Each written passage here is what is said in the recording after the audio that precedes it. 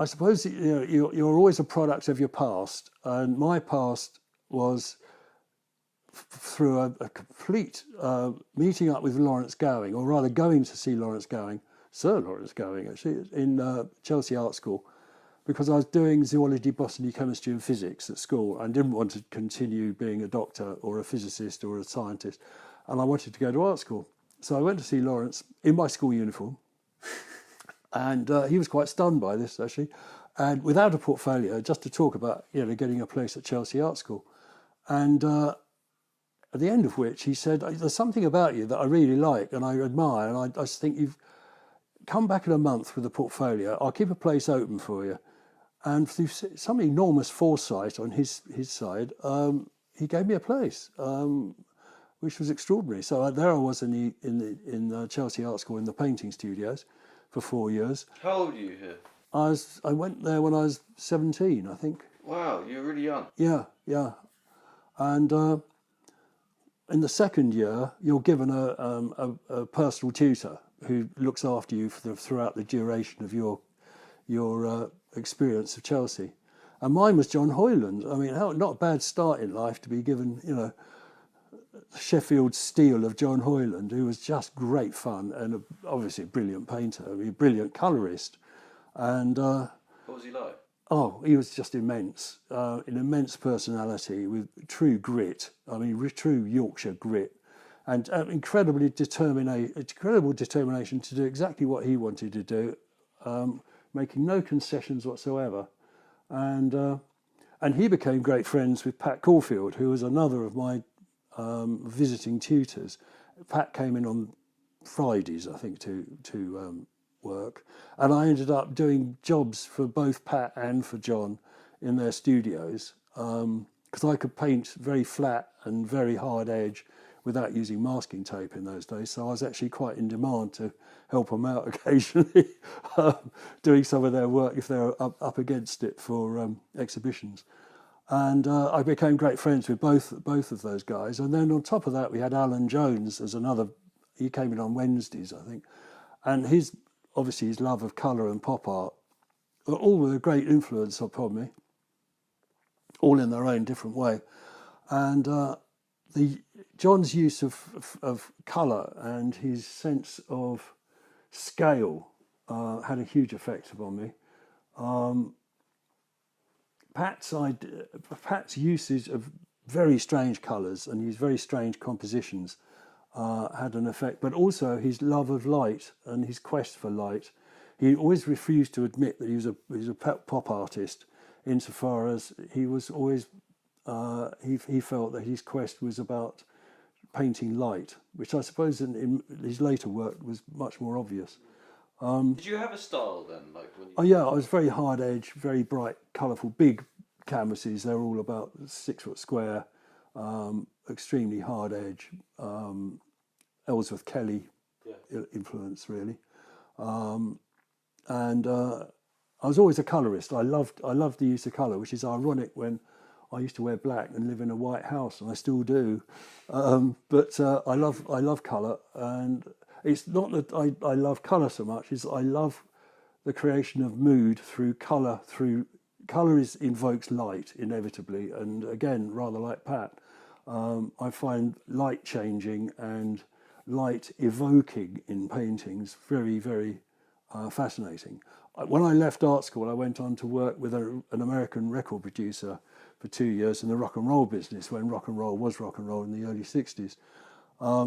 And that was enormous fun. And again, I've always loved music, and I listen to music all day, every day, a great selection of music from Aretha Franklin, Stax Atlantic, early 60s stuff, through Miles Davis, through to Shostakovich,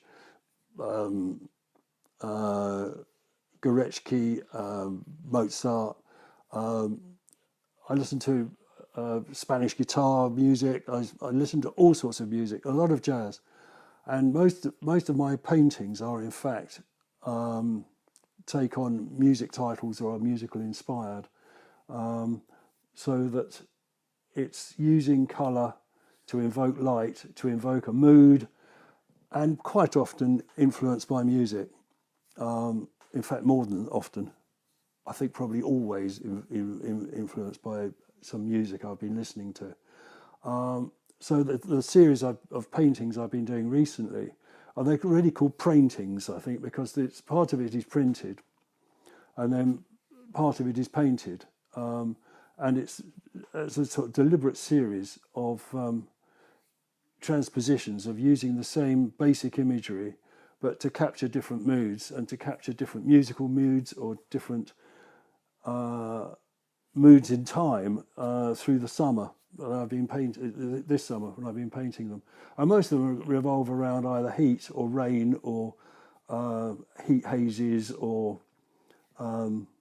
just a general feeling of sort of September or something like that. So I mean, September is called September in the Rain because it's a great song back in the early days, but it was also a painting that I felt evoked that particular mood. So what is the process then? Like how does Steve Thomas start a new work? I start very precisely with a very accurate drawing, which I then transpose onto canvas through digital print, and then it's not exactly joining the dots or filling it in because each one's different, but within a very narrow band they look all very similar, but the change of mood through colour, through invoking light, is very noticeable. I mean, each one of these 5 at the moment is very different. I just felt rather like the sort of scheme of Monet painting Rouen Cathedral, if I could compare myself to such a genius, which I can't, and I wouldn't be so bold.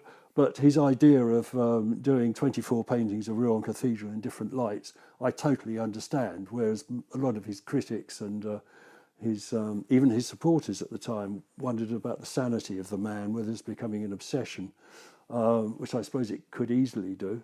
But I can understand totally why you should want to paint the same thing, as it were, under totally different light conditions, under different temperature conditions. And indeed, if you look at the range that he invoked out of that range of 24 paintings, absolutely extraordinary differences between them all. But it's really using figuration as a means of something to paint. It's rather like, do I want to paint squares, dots, circles, yin-yang symbols?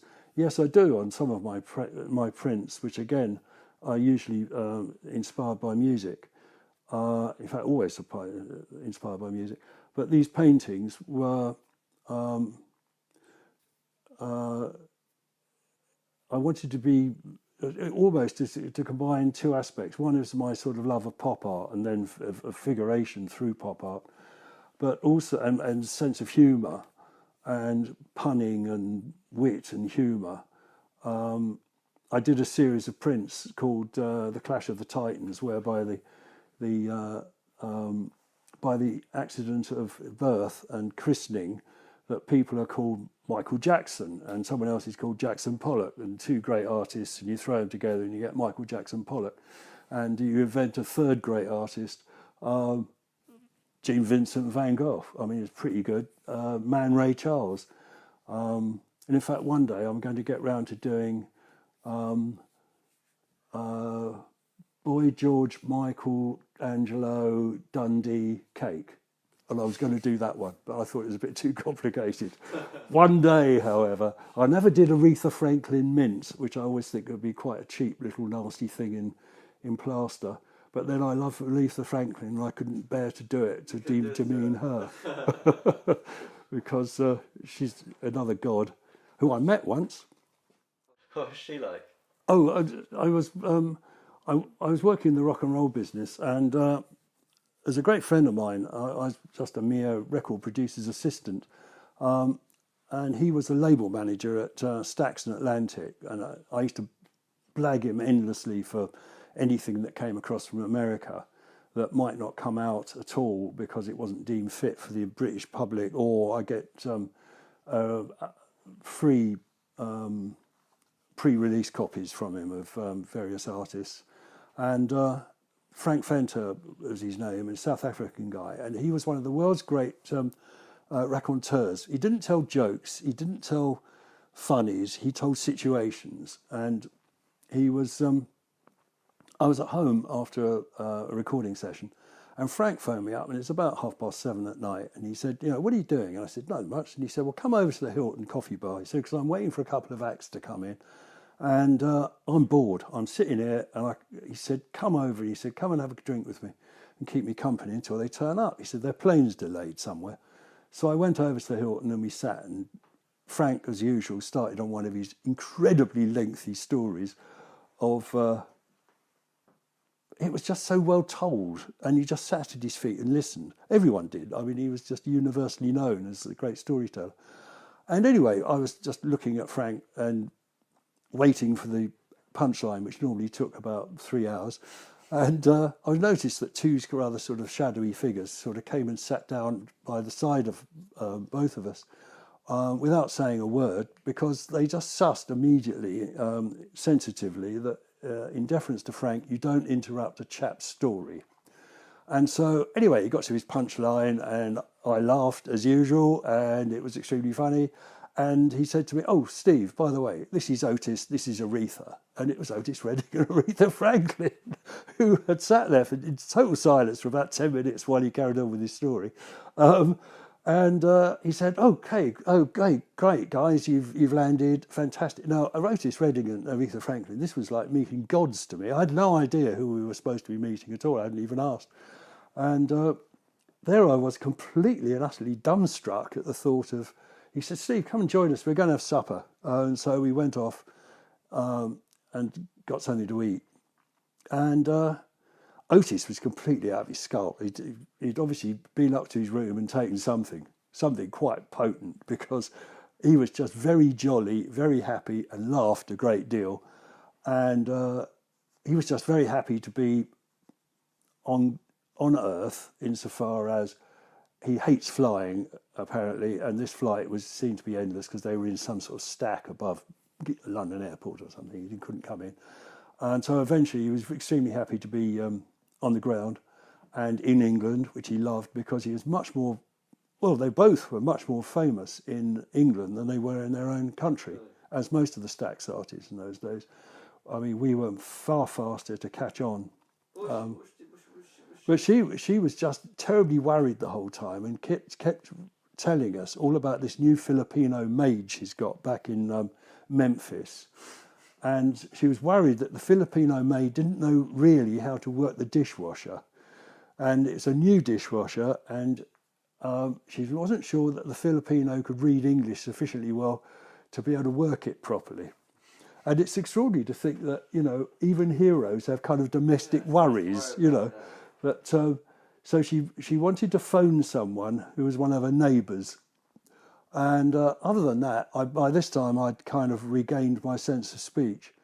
If only I had a sort of newspaper column, I could have got a fantastic interview, because I'd be the first one to interview them about how it was to be in England. They all loved England because of the fact they were so well known and they could make money over here.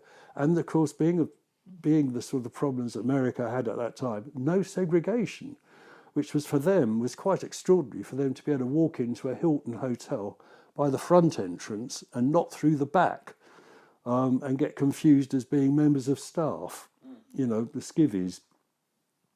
For them, they all loved to come over to England, any excuse they'd come over, because of that liberation. Quite an amazing time, that, the 60s, Yeah. like post-art school and then all that stuff going on. Alwyn Turner, who's a great friend of mine, is a brilliant writer, that we did a couple of books together.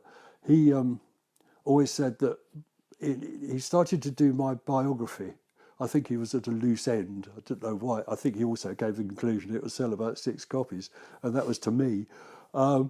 So it was never completed. But one of the things he did write was the fact that I always seemed to be unerringly at the right place at the right time. that I've had a career which is absolutely golden looking back on it. I mean, I couldn't have wished for a better one. I have absolutely no regrets at all about what's happened. But I always seem to be, I just happened to be falling in love with the right girl, who happened to be Barbara Hulaniki's manageress, and then Barbara turning to me one dinner party and saying, "Are you busy at the moment?" And so I wasn't. She said, "Well, could you design me a children's department tomorrow?" And I said, "Yeah, if you like, And then from that, I'm designing 7 floors of Big Biba. I mean, it's just quite extraordinary how my career has folded out without me actually. How it started, then? Yeah, without me ever sort of looking for it or going after jobs. I kind of trip over them, or people sort of phone me up because we meet somewhere socially, or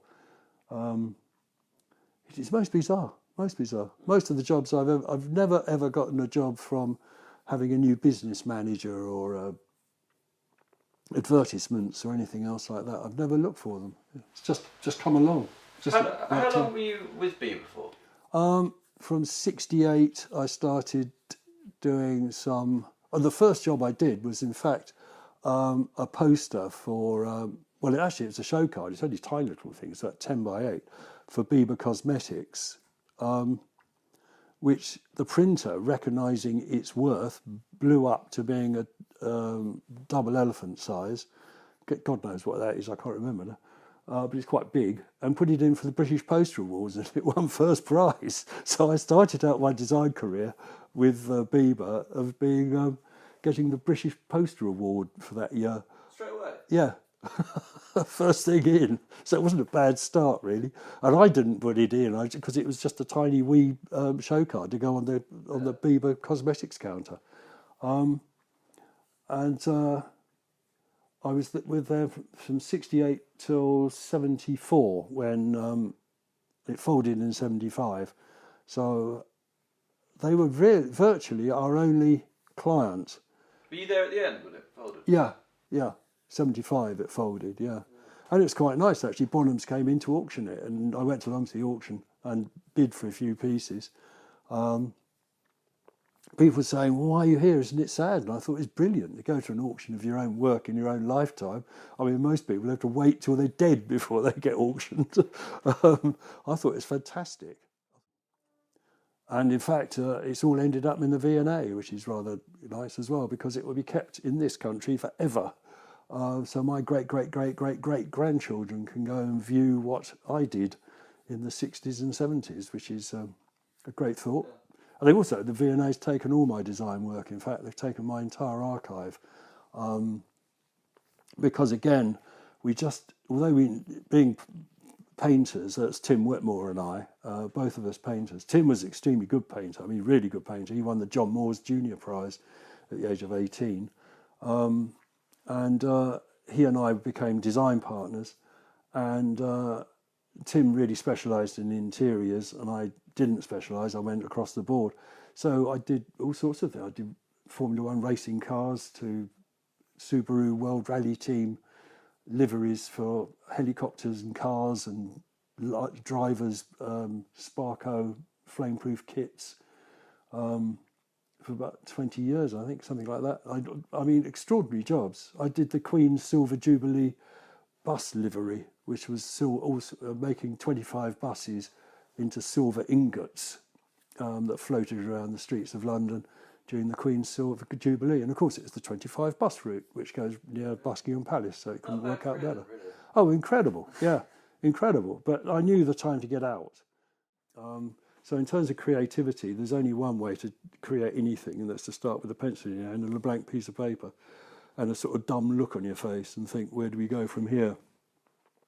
Usually put on a great piece of music and not wishing to drop names, but I shall, whilst discussing inspiration with Paul McCartney, with whom I worked for 7-8 years, I suppose, doing all his interiors for his offices and his farmsteads and his recording studios and his houses, and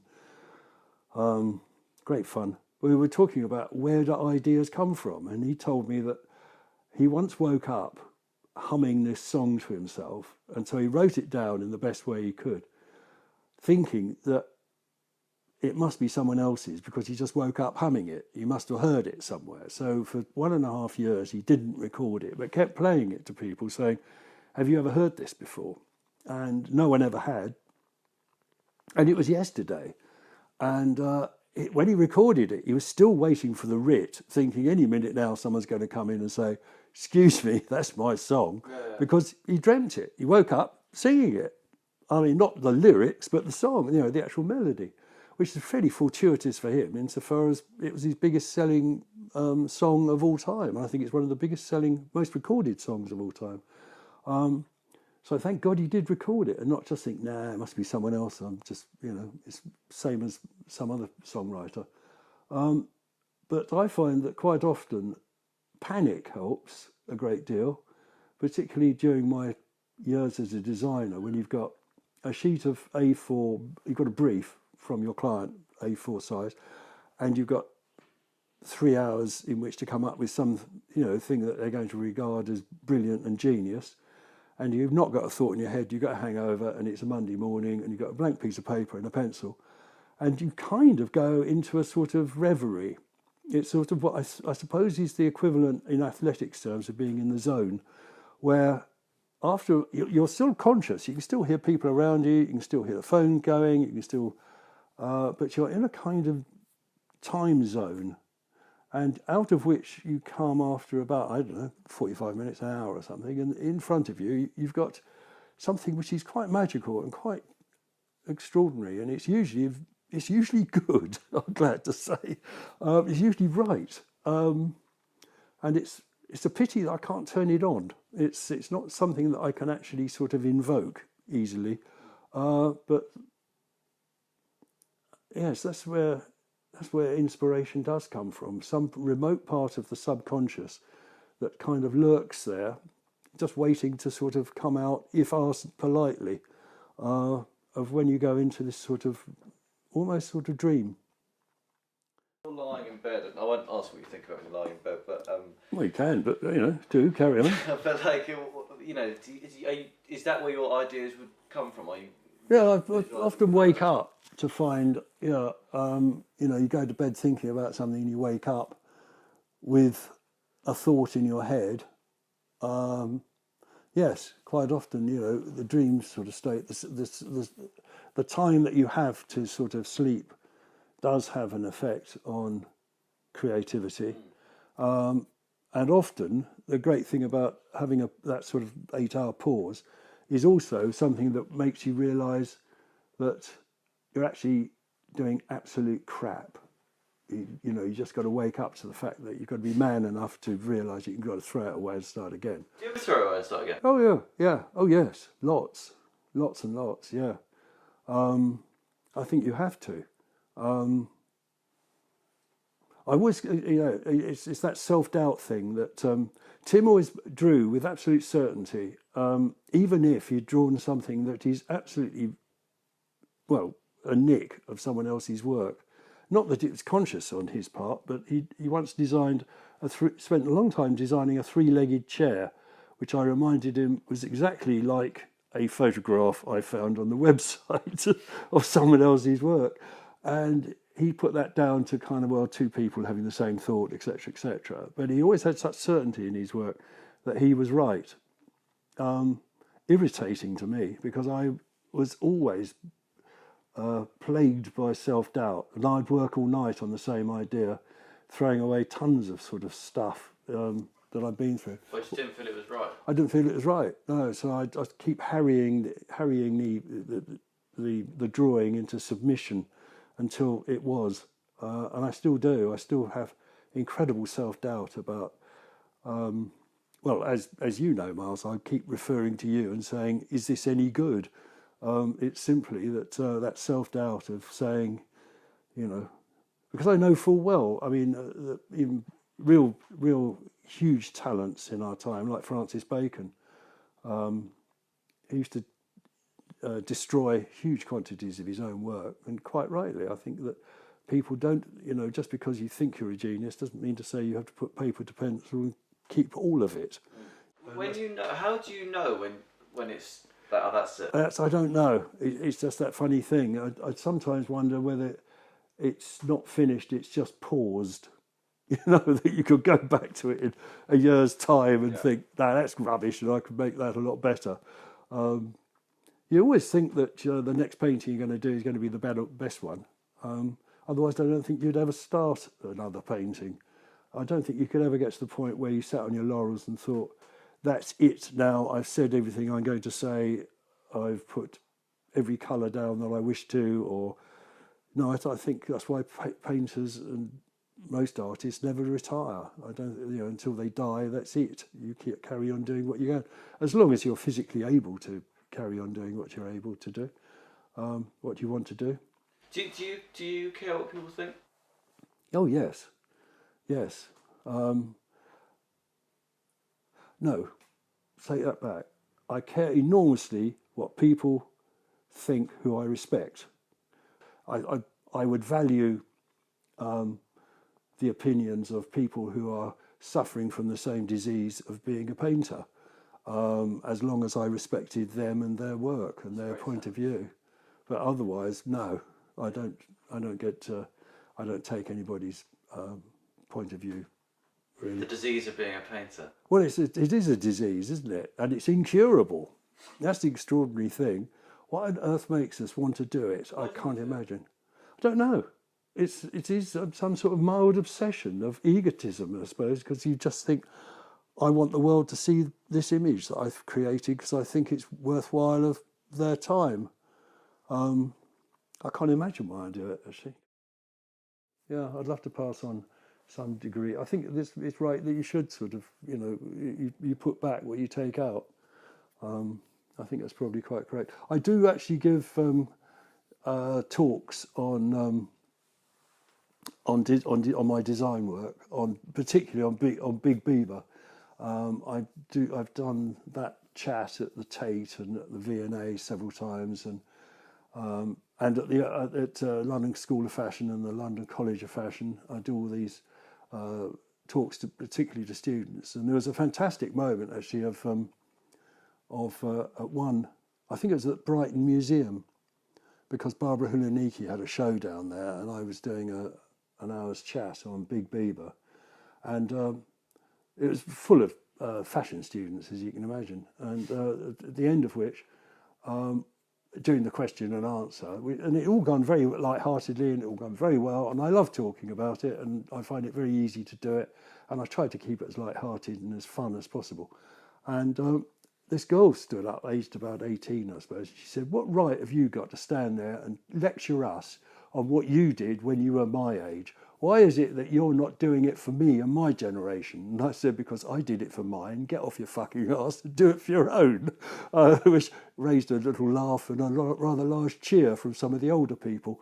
To think that I couldn't imagine being 18 and asking someone else to design something like a lifestyle store for another generation. I mean, it's just most bizarre. Why don't you do it yourself? I can't imagine being 18 and not having the ambition to want to make some sort of statement, if asked, about your own generation. It's just extraordinary. She's asked the 70-year-old to design something that is a lifetime store for an 18-year-old. What on earth do I know about being 18 anymore, sadly?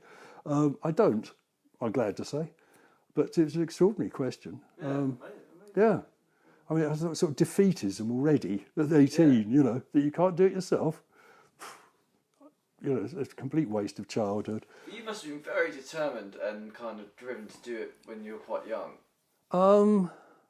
I suppose that came from having a very non-understanding father, but a father who grew up with very Victorian, Edwardian values of South Wales man, very determined himself, did 2 degrees at the same time, absolute genius, designed bombs and torpedoes and limpet mines and other things of immense complication, including the radio guided torpedo he invented.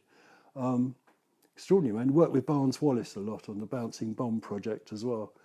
And all the things he was brilliant at, the one thing he was lousy at was being a dad. He was a brilliant father, as I found. Luckily, he lived long enough for me to find out he was a brilliant father. But he was a lousy dad. He never paid any attention to either of us, except beat the living Christ out of us every now and then.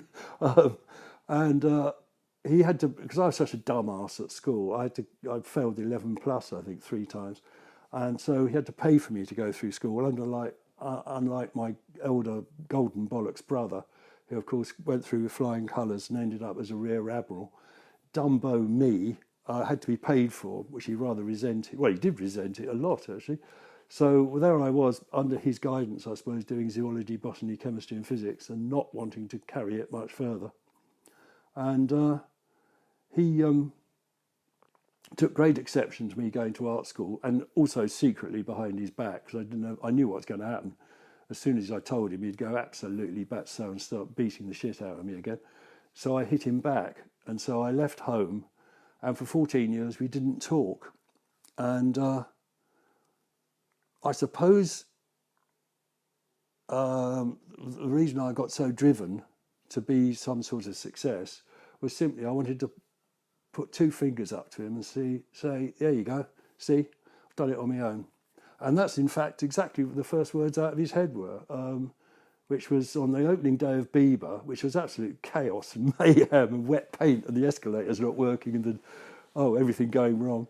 But he turned up on the doorstep with my old mum and demanded a sort of trip round.